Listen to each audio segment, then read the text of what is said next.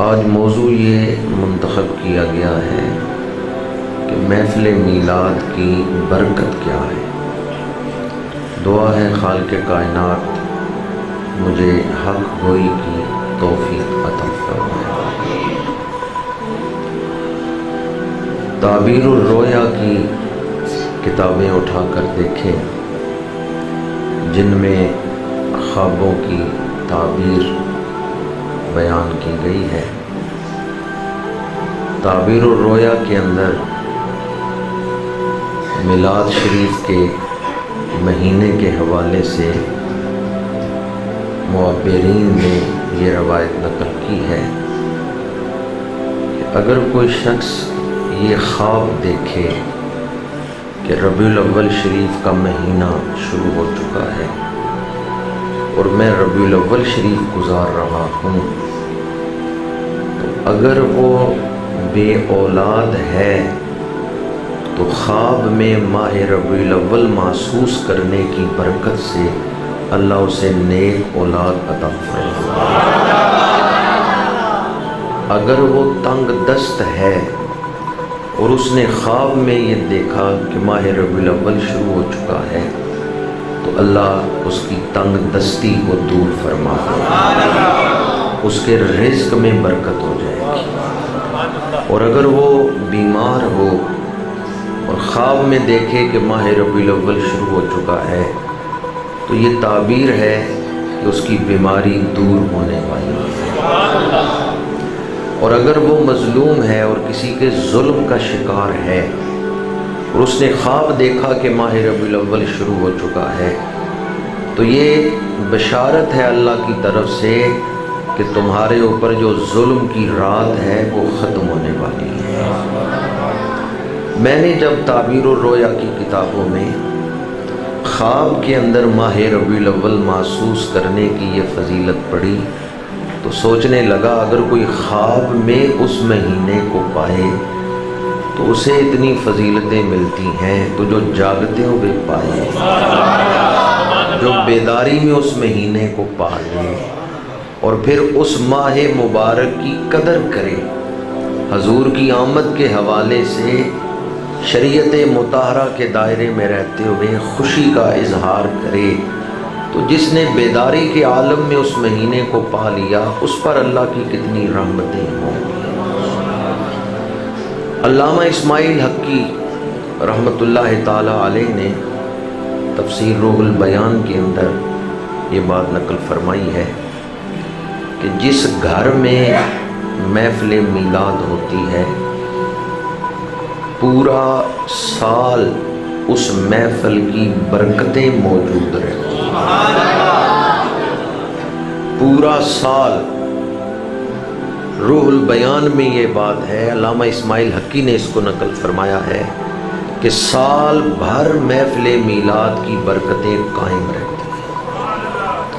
شیخ عبدالحق محدث دہلوی محقق علی الاطلاق اور شاہ عبدالعزیز محدث دہلوی رحمۃ اللہ تعالی علیہ، ان بزرگوں نے اپنے ملفوظات میں یہ بات ارشاد فرمائی ہے، قضائے حاجات کے لیے محفل میلاد تریاق مجرب ہے۔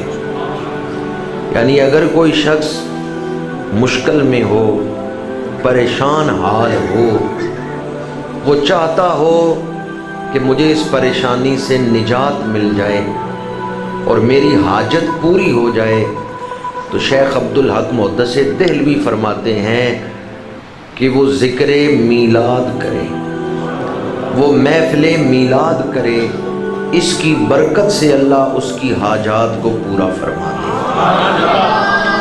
ایک نہیں متعدد بزرگوں نے یہ بات ارشاد فرمائی ہے کہ محفل میلاد قضائے حاجات کے لیے تریاق مجرب ہے۔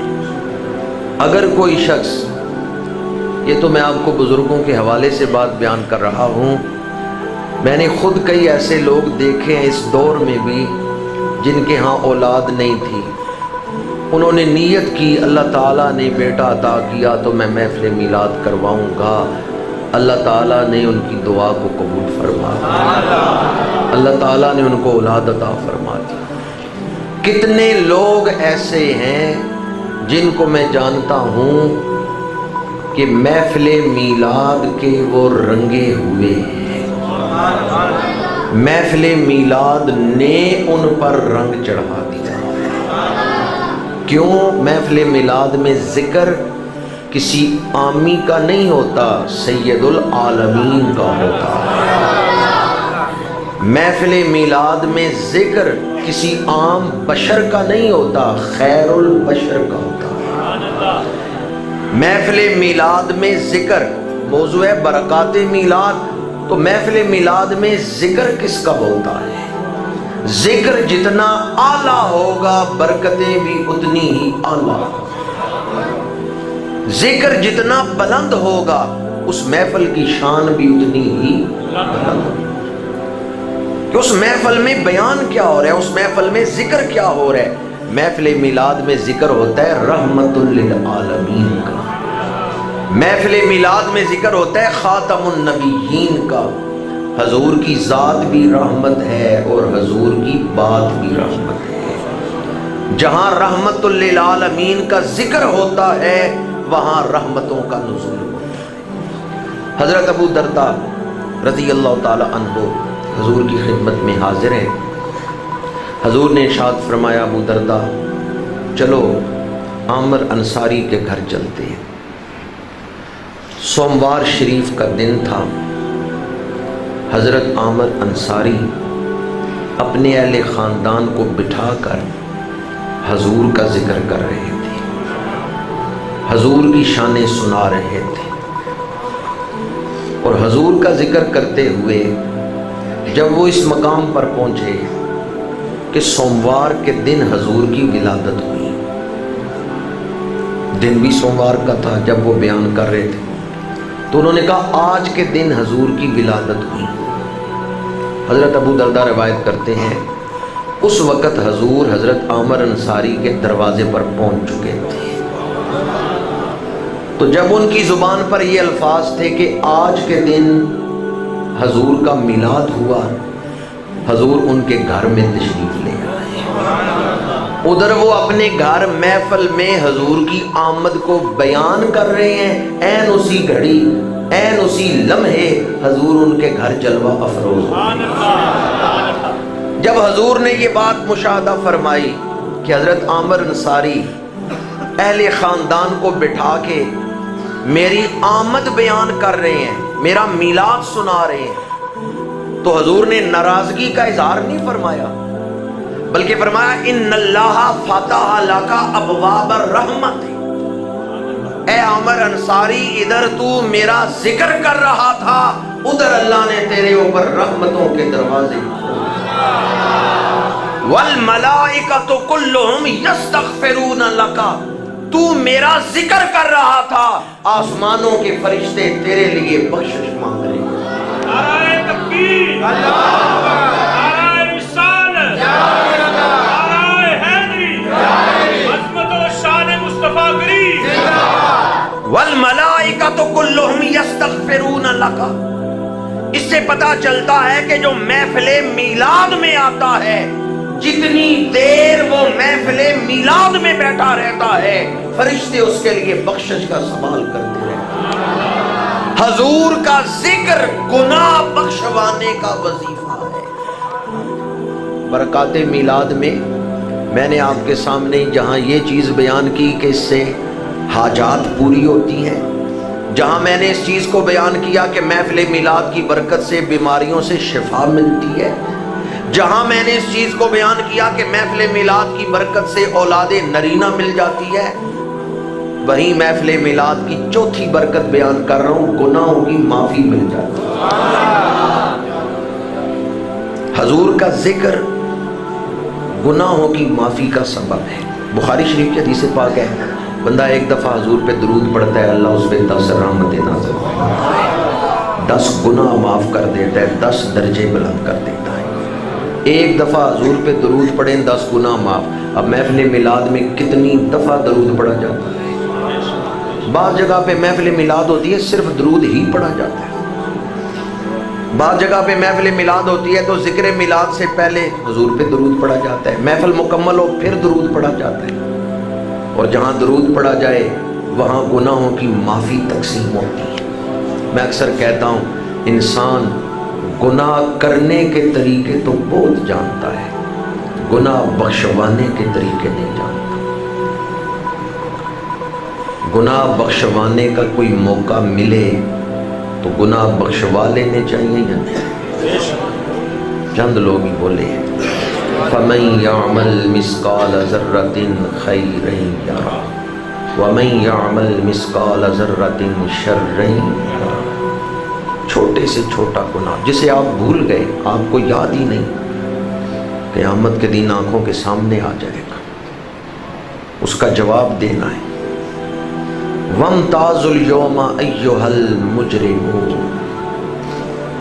اس دن کہا جائے گا مجرموں الگ ہو جاؤ، آج نیکوں کے ساتھ نہیں کھڑے ہوو گے، آج مجرم الگ کھڑے ہو۔ تو اگر دنیا میں ہم جرم بخشوا لیں اور اس آوازے سے بچ جائیں جنہیں کہا جائے گا کہ مجرموں الگ ہو جاؤ، اللہ ہمیں ان میں شامل نہ کرے، ان مجرموں کے اندر ان کی جماعت میں شامل ہونے سے ہم بچ جائیں، یہ بہت بڑی کامیابی ہے۔ تو جرم معاف کروانے کا موقع حضور کا ذکر ہے، محفل ذکر رسول ہے، محفل میلاد ہے، حضور پر درود و سلام ہے۔ جتنی دیر آپ درود پڑھتے ہیں بائیں کاندھے پر بیٹھا ہوا فرشتہ پچھلے لکھے ہوئے گناہ مٹاتا رہتا ہے۔ اب کسی کو اپنے گناہ بخشوانے کی فکر ہو وہ وظیفہ درود نہیں چھوڑے گا۔ حضور کے ذکر پاک کی برکت والملائکۃ کلہم یستغفرون لک، ایک ہے خود معافی مانگنا، یا اللہ مجھے بخش دے، ایک ہے فرشتے معافی مانگے، یا اللہ فلاں گھر میں ایک بندہ بیٹھا ہوا تیرے محبوب کا ذکر کر رہا ہے، یا اللہ اس کے گناہ بخش دے۔ فرشتے خود گناہ کرتے ہیں، فرشتے معصوم ہیں، جب معصوم دعا مانگتے ہیں نا تو جلدی قبول ہو جاتی ہے، کیونکہ خود تو انہوں نے گناہ کیا ہی نہیں۔ ایک ہے خود اپنے گناہوں کی معافی مانگنا ہے، ایک ہے فرشتے معافی مانگیں۔ محفل میلاد کی برکت یہ ہے کہ جو شخص محفل میلاد میں بیٹھا ہوتا ہے فرشتے اس کے گناہوں کی معافی مانگتے ہیں، فرشتے دعا کرتے ہیں یا اللہ جو تیرے محبوب کی آمد پہ خوش ہے تو اس کو بخشش اور مغفرت عطا فرما۔ والملائکۃ کلہم یستغفرون لک۔ حضرت عامر انصاری رضی اللہ تعالی عنہ کو حضور نے یہ بشارت دی کہ تو میرا میلاد بیان کر رہا تھا، فرشتے تیرے گناہوں کی معافی مانگ رہے تھے، تیرے لیے استغفار کر رہے تھے، اور اگر کوئی بخشا ہوا آدمی ہو وہ محفل میلاد میں آئے تو فرشتے اس کے لیے استغفار کرتے ہیں، اس کے درجات بلند ہو جاتے ہیں۔ نیک آدمی محفل میلاد میں آئے گا اس کے درجات بلند ہوں گے، گناہگار آئے گا اس کے گناہ معاف ہوں گے۔ فرشتے استغفار کرتے ہیں۔ استغفار کا معنی جس کے لیے استغفار ہو رہا ہے اس کے حوالے سے متعین کیا جائے گا۔ محفل میلاد کی 4 برکتیں میں نے آپ کے سامنے بیان کی۔ 5ویں برکت جسے علامہ جلال الدین سیوطی رحمۃ اللہ تعالیٰ علیہ نے الحاوی للفتاویٰ کے اندر بیان فرمایا۔ علامہ جلال الدین سیوطی رحمۃ اللہ تعالیٰ علیہ بہت بڑے صاحب کشف تھے، بہت بڑے صاحب نظر تھے۔ وہ کتنے خوش نصیب ہیں جنہیں 72 یا 74 مرتبہ جاگتے ہوئے رسول اللہ کی زیارت نصیب۔ علامہ سیوطی ایک قبرستان سے گزر رہے تھے تو آپ کا معمول تھا کہ اہل قبرستان کے لیے بخشش کی دعا مانگتے تھے۔ حضرت سفیان ثوری رحمۃ اللہ تعالیٰ علیہ کا فرمان ہے کہ اگر کوئی آدمی قبرستان کے پاس سے گزرے اور اہل قبرستان کے لیے بخشش نہ مانگے اس نے حضور کی امت کے ساتھ وفا نہیں کی۔ یقیناً کئی دلوں نے ارادہ کیا ہوگا کہ جب ہم قبرستان کے پاس سے گزریں گے تو اہل قبرستان کے لیے بخشش کی دعا کریں گے، انشاءاللہ کہہ دیں ایک دفعہ عمل کا ثواب تو مل جائے گا۔ ایک بزرگ تھے، ان کے بیٹوں نے اس بات کو روایت کی ہے، کہتے ہیں میں جب بھی ابا جی کے ساتھ باہر سفر پہ نکلتا تو گھر سے والد صاحب اطمینان اور خوشی کے ساتھ ہی نکلتے، لیکن میں دیکھتا تھوڑا سا سفر کرنے کے بعد وہ رونے لگ جاتے۔ سفر بھی ہو رہا ہے لیکن رو رو کی دعائیں بھی ہو رہی ہیں۔ تو میں پوچھتا ابا جی یہ آپ گھر سے تو اطمینان کے ساتھ نکلے، خوشی خوشی نکلے، یہ گھر سے نکلتے ہی بازار تک آئے تو رونے لگے، سبب کیا ہے؟ انہوں نے نہیں بتایا، کئی دفعہ پوچھا نہیں بتایا۔ عمر کا آخری حصہ تھا تو ایک دن انہوں نے یہ راز کھولا۔ انہوں نے فرمایا بیٹا جب میں گھر سے نکلتا ہوں نا تو جو بھی مجھے راستے میں نظر آتا ہے، کوئی میرا واقف ہے یا نہیں، میں دعا کرتا جاتا ہوں یا اللہ یہ نیک مقصد کے لیے جا رہے ہیں تو اس کو کامیاب کر۔ کسی پریشان کو دیکھتا ہوں یا اللہ اس کی پریشانی دور کر دے۔ میں جن کو دیکھتا ہوں میں ان کے لیے دعا کرتا جاتا ہوں۔ خود غرضی کے اس دور میں یہ بات سمجھنا بڑی مشکل ہوگی، خود غرضی کے اس دور میں۔ لیکن اگر آپ یہ وظیفہ اپنا لینا کہ میں نے گھر سے آفس جانا ہے، راستے میں کوئی سائیکل والا ملا، کوئی رکشے والا ملا، میں دعا کروں گا یا اللہ یہ صبح صبح رکشہ لے کے نکلے، شام کو واپس جائے تو بچوں کا رزق کما کے جائے، دفتر تک جاتے ہوئے راستے میں مجھے جو بھی ملا میں اس کی خیر مانگتے جاؤں گا، تو کیا خیال ہے آپ حضور کی امت کی خیر مانگیں، اللہ آپ کو معروم گھر لٹائے گا۔ کوئی دوست ہے جو ارادہ کرے کہ میں صبح گھر سے نکلا تو اپنی دکان یا آفس پر جاتے ہوئے راستے میں جو بھی ملا اس کے لیے خیر مانگو۔ حضرت سفیان ثوری رحمۃ اللہ تعالیٰ علیہ فرماتے ہیں یہ حضور کی امت کے ساتھ وفا ہے۔ جو ہم سلام کہتے ہیں اس میں یہی السلام علیکم کا کیا مطلب ہے؟ اس میں یہی دعا ہے کہ تم پر سلامتی ہو۔ علامہ جلال الدین سیوطی رحمۃ اللہ تعالیٰ علیہ قبرستان سے گزرے ہیں، اہل قبرستان کے لیے آپ نے دعا فرمائی۔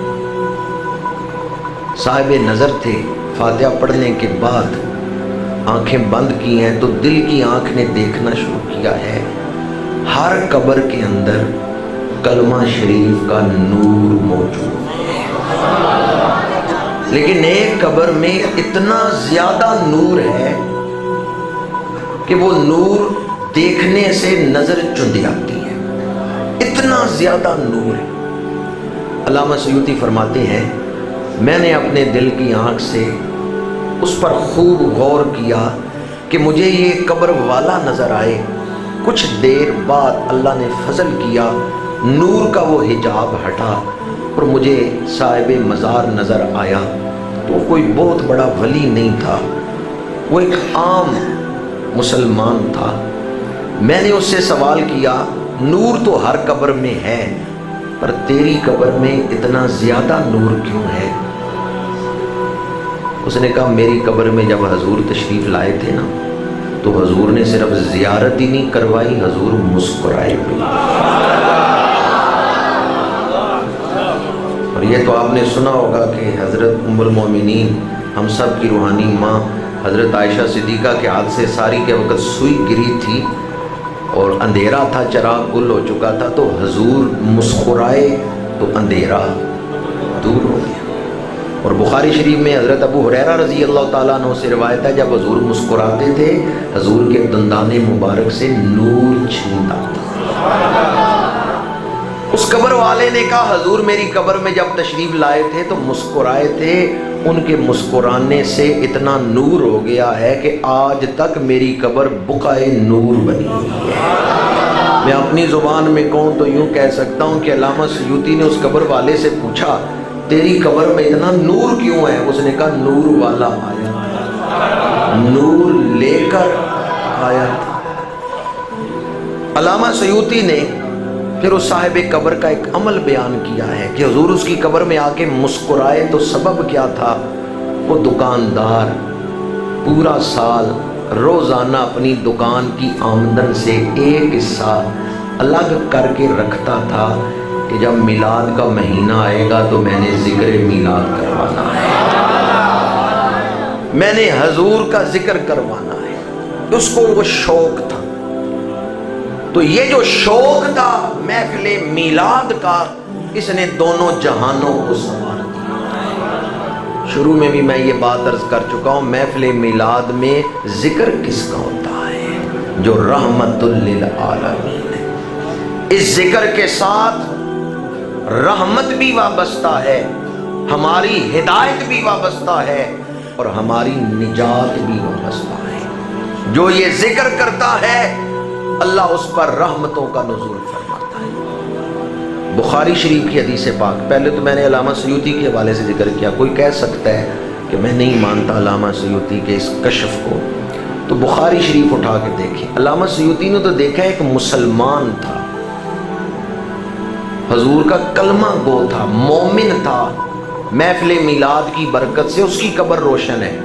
پر بخاری شریف میں جو حدیث میں آپ کو سنا رہا ہوں اس میں ہے کہ ایک کافر نے میلاد کی خوشی کی ہے، اللہ نے اس کو بھی اجر عطا فرمایا. کون کافر؟ ابو لہب. یہ روایت بخاری شریف میں. حضرت عباس نے خواب دیکھا ہے. ابو لہب سے پوچھا بتاؤ مرنے کے بعد قبر میں کیا حال ہوا؟ ابو لہب نے کہا بڑا عذاب ہے، بڑا گزرتا ہے مشکل میں، عذاب میں. پر سوموار کے دن جب وہ وقت آتا ہے نا، جب صوبیہ دوڑتی ہوئی آئی تھی اور مجھے مبارک دی تھی کہ اللہ نے آپ کو بھتیجا عطا کیا ہے، میں نے صرف ان کو بھتیجا سمجھ کے خوشی کا اظہار کرتے ہوئے انگلی سے اشارہ کیا تھا. صوبیہ کو کہا تھا تو جا آزاد ہے. تو جس انگلی سے میں نے اشارہ کر کے حضور کی آمد پر اپنی نوکرانی کو، لونڈی کو آزاد کیا تھا، سوموار کے دن اس انگلی سے اللہ مجھے دودھ عطا فرماتا ہے. نعرہ تکبیر، نعرہ رسالت، نعرہ رسالت، نعرہ رسالت، محمد و شان مصطفیٰ کریم. بعض لوگوں نے اس روایت پر اعتراض کیا کہ یہ خواب حضرت عباس نے دیکھا ہے، اس وقت انہوں نے کلمہ نہیں پڑھا. تو یاد رکھیں اس وقت انہوں نے کلمہ نہیں پڑھا، جب بیان کر رہے ہیں اس وقت تو کلمہ پڑھ چکے ہیں. یا جو نقل کر رہے ہیں بخاری شریف میں وہ تو صرف مومن نہیں بلکہ امیر المومنین فی الحدیث ہیں. بعض لوگوں نے اعتراض کیا بھی ابو لہب کافر ہے، کافر کے بیان پہ اعتبار نہیں ہو سکتا. تو یاد رکھیں کافر بھی کبھی کبھی سچ بولتا ہے، اور کافر سچ بولے تو اس کی تائید کی جائے گی. آیت الکرسی کی فضیلت میں یہ روایت ہے، اکثر مفسرین نے لکھا ہے اس روایت کو کہ مال غنیمت کی ڈھیری لگی ہوئی تھی، حضور نے حضرت ابو ہریرہ کی ڈیوٹی لگائی، آج رات تم نے پہرا دینا ہے. حضرت ابو ہریرہ پہرا دے رہے ہیں کہ چور آیا. حضرت ابو ہریرہ نے اس کو پکڑ لیا. اس چور نے کہا ابو ہریرہ مجھے چھوڑ دو، میں وعدہ کرتا ہوں آئندہ چوری نہیں کروں گا. حضرت ابو ہریرہ نرم دل نے چھوڑ دی ہے. فجر کی نماز حضور کے پیچھے ادا کی ہے. میں نے بڑا غور کیا کہ کوئی حضور کی اقتدا پر سبحان اللہ کہتا ہے، وہ کتنے خوش نصیب تھے جو حضور کے پیچھے فجر پڑھ رہے. صحابہ وہ صحابہ جن کی ہر صبح صبح عید ہوتی تھی، یعنی صبح صبح نبی کی عید ہوتی. نماز سے فارغ ہوئے حضور نے فرمایا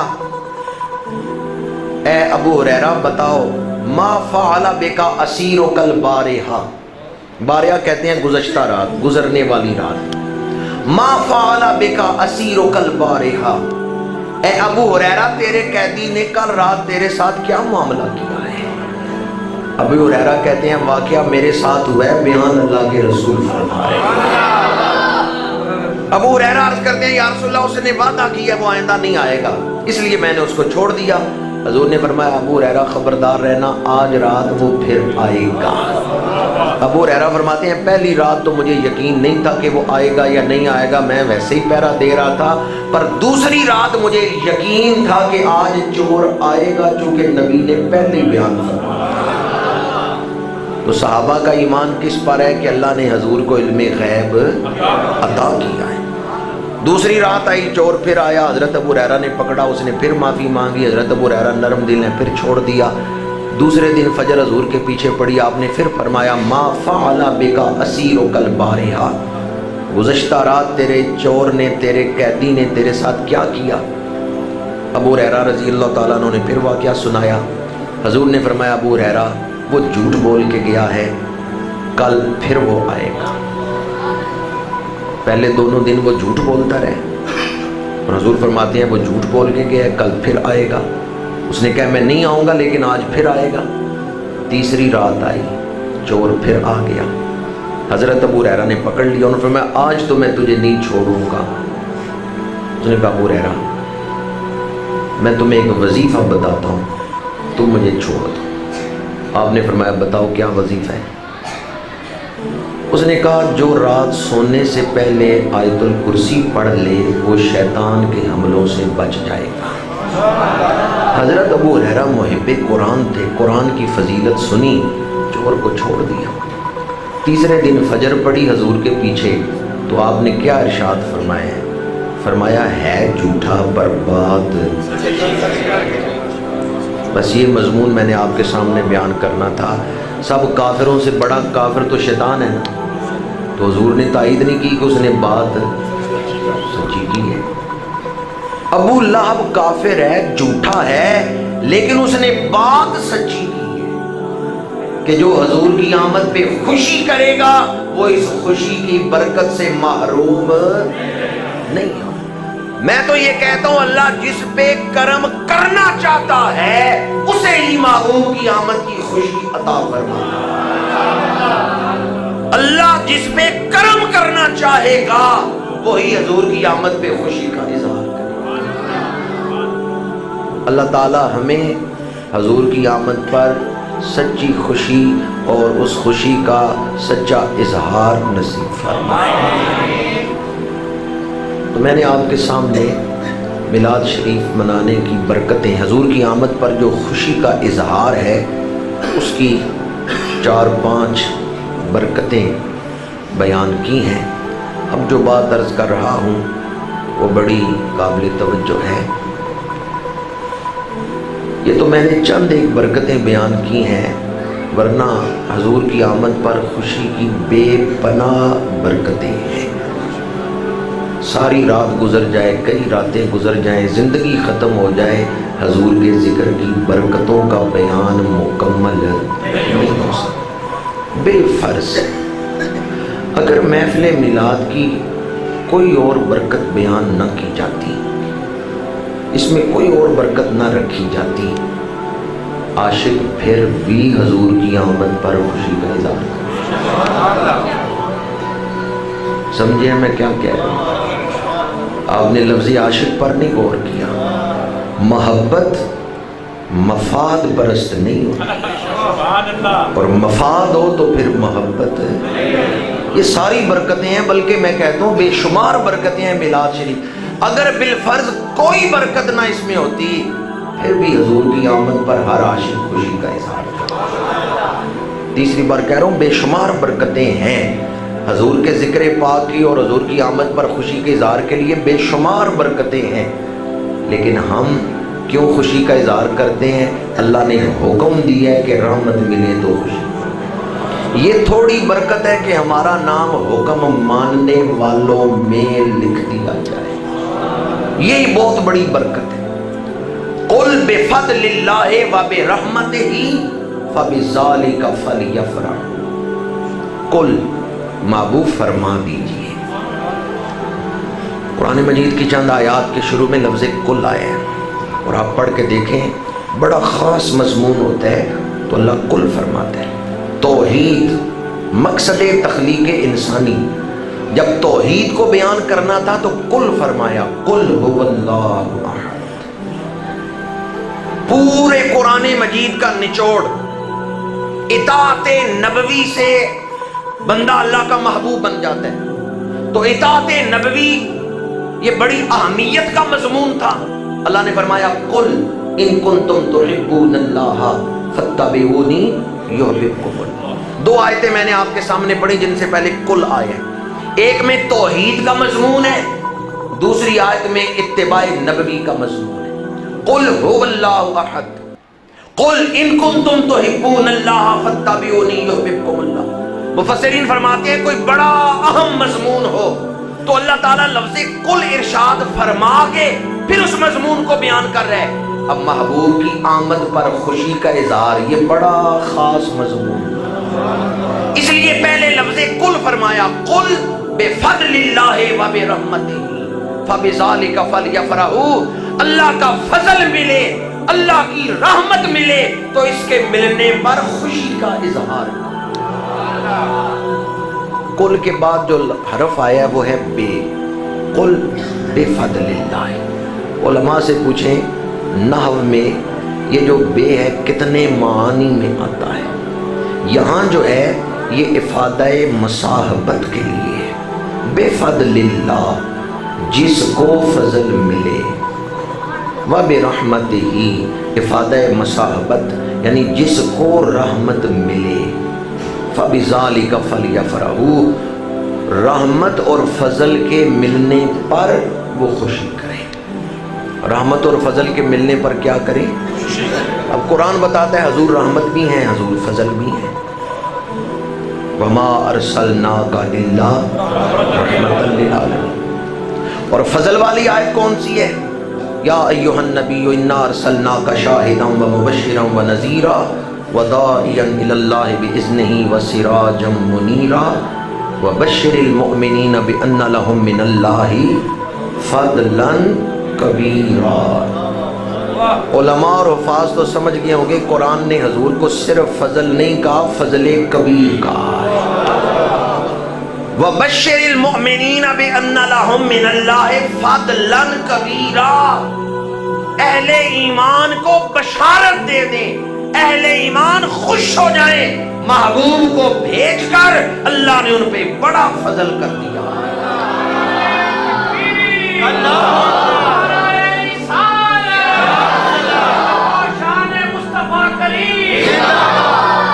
تو قرآن نے حضور کو رحمت بھی کہا ہے، قرآن نے حضور کو فضل کبیر بھی کہا ہے، اور اسی قرآن میں فَبِذَالِکَ فَلْيَفْرَحُوا فضل اور رحمت ملے تو فرحت کرو، خوشی کا اظہار کرو۔ لیکن خوشی کون کرے گا؟ بے آئی افادہ مصاحبت کے لیے، جسے فضل ملے گا خوشی وہی کرے گا۔ اب خوشی کرنا اس بات کا اعلان ہے کہ یہ اہل فضل ہیں جو محفل میلاد منا رہے ہیں، یہ اہل رحمت ہیں جو محفل میلاد منا رہے ہیں، جو محبوب کی آمد پہ خوش ہیں، ان پہ فضل ہو چکا ہے، ان پہ رحمت ہو چکی ہے۔ اللہ اکبر،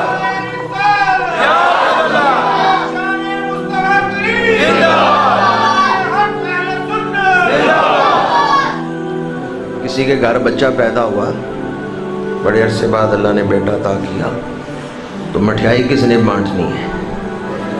پڑوسیوں نے۔ پڑوسی بانٹے تو لوگ ہیں کہ بچہ ان کے گھر ہوا، مٹھائی تم کدھر بانٹ رہے ہیں؟ تو جو مٹھائی بانٹیں گے پتہ چل رہا ہے یہ خوش ہیں، ان کو رحمت ملی ہے۔ لَقَدْ مَنَّ اللَّهُ عَلَى الْمُؤْمِنِينَ، اللہ نے احسان فرمائے مومنوں پر، تو اب خوشی کا اظہار کس نے کرنا ہے؟ اعلیٰ حضرت عظیم البرکت نے فرمایا حشر تک ڈالیں گے ہم پیدائش مولا کی دھوم، مثل فارس نجد کے کلے گراتے جائیں گے، اور خاک ہو جائیں ادو جل کے مگر ہم تو رضا، دم میں جب تک دم ہے ذکر ان کا سناتے ہیں۔ حشر تک ڈالیں گے ہم پیدائش مولا کی، پیدائش مولا کی۔ آپ 2018 میں محفل میلاد منا رہے ہیں۔ یہ جو اس سال ربیع الاول آئے گا جلوس میلاد یا محافل میلاد 2018 میں، اور آپ جانتے ہیں 2018 میں حضور کی عزت پاک پر کہاں کہاں سے حملے ہوئے ہیں، یا پچھلے چند سالوں سے 87 سے 86 87 سے جو اہانت رسول کی تحریک چلی 1986 87 سے، یہ جو 30 سال پچھلے گزرے ہیں، ان پچھلے 30 سالوں میں لوگوں نے عزت رسول پر کتنے حملے کیے۔ سلمان رشدی نے کتاب لکھی داستان ورسز، پھر توہین آمیز خاکے شائع کیے گئے، پھر قرآن مجید کو ٹائلٹ میں استعمال کیا گیا، پھر فلم بنائی گئی انوسنس آف مسلمز، اسلام پر کس قدر حملے ہوئے۔ آج میلاد شریف منانے کی شرعی حیثیت نہیں آپ کے سامنے بیان کر رہا، اس کے دلائل نہیں دے رہا۔ اس دور میں اگر کوئی کہے کہ میلاد شریف منانا جائز ہے یا نہیں، تو اس کو صرف ایک ہی جواب دیں، جب حضور کے توہین آمیز خاکے شائع ہو رہے ہیں تو پھر میلاد منانا ہمارے لیے محض مستحب نہیں ہے بلکہ واجب ہو چکا ہے کہ حضور کی عظمت کا جھنڈا اٹھا کے اس سال ہم اس انداز میں میلاد منائے کہ مشرق سے مغرب تک پوری دنیا میں آقا کی عظمت کے ڈنکے بج رہے ہیں۔ حشر تک ڈالیں گے ہم پیدائش مولا کی، پیدائش مولا کی دھوم ڈالنی ہے تو کس انداز میں ڈالنی ہے؟ سب سے اولا و اعلی، سب سے بالا و والا، خلق سے اولیاء، اولیاء سے رسول اور رسولوں سے اعلی۔ کیا خبر کتنے تارے کھلے چھپ گئے پر نہ ڈوبے نہ ڈوبا۔ میلاد منا کے ہم سلمان رشدی کو بھی جواب دیں گے، میلاد منا کے ہم سام بسائل کو بھی جواب دیں گے، جس نے فلم بنائی تھی انوسنس آف مسلم۔ انہوں نے اربوں روپے خرچ کیے تاکہ ان غلاموں کے دلوں سے حضور کا پیار نکال دیا جائے، حضور کا عشق نکال دیا جائے، ان کے ہونٹوں سے، ان کی زبانوں سے حضور کا ذکر چھین لیا جائے۔ پر آئے اس دفعہ اس انداز میں میلاد منائے کہ دنیا کو پتا چل جائے یہ دیوانے چیتے جی اپنے آقا کا ذکر کیا چھوڑیں گے، یہ تو مر کے بھی حضور کا ذکر چھوڑنے والے۔ میں وہ سنی ہوں جمیل قادری مرنے کے بعد میرا لاشا بھی کہے گا سب سے اولا و اعلی، سب سے اولا و اعلی۔ میلاد شریف